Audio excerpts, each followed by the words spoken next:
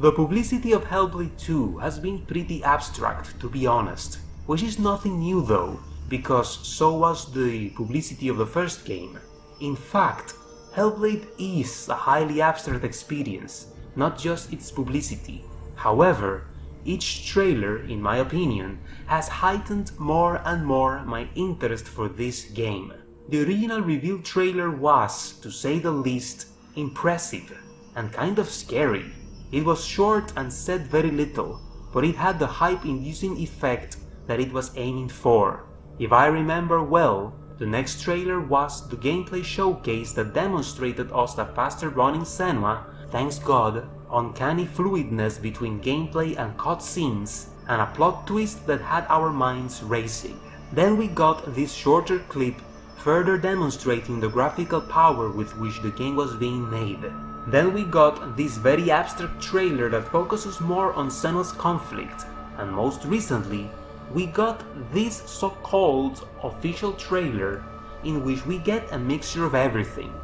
We have hyper-realistic graphics, more glimpses into Senua's conflict and how it has evolved from the first game, some possibly new characters suggested, and finally some gameplay elements. By the look of this picture, runes and finding patterns seem to be back, which is fine by me. Aside of that, we possibly got to see some interesting and new mechanics. There is this scene in which Senua is being overpowered by an enemy, and this guy jumps in and takes the enemy off her. We are possibly getting some sort of companion system, or, which is what I believe the most, this is going to be the escape from death type of mechanic of this game.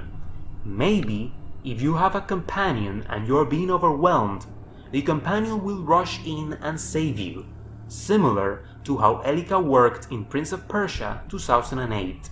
And finally, we got a glimpse at the combat. The combat looks, in my opinion, the way it should. It's similar to the first game, although it looks more grounded, which is exactly what the developers promised.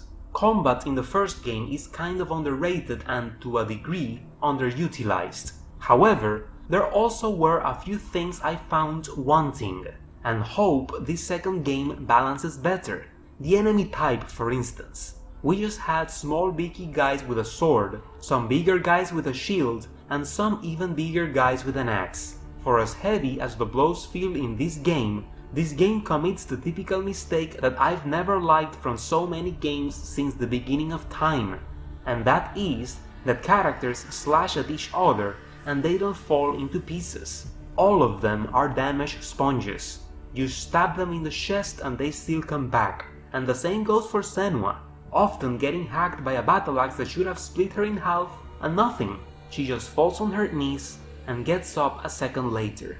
One of the things that I like the most about Assassin's Creed 1 is how bloody attacks are reduced mainly to the moment Altair slays his opponent. Until then, it's just punches to the face and swords clashing. It seems like Hellblade 2 has truly taken the more grounded approach. Each time Senua gets hit is through a backhand of the enemy and not an axe swing, and Senua's repeated attacks quickly lead to the enemy's demise through these brutal finishers. Finishers are something that was missing in the first game.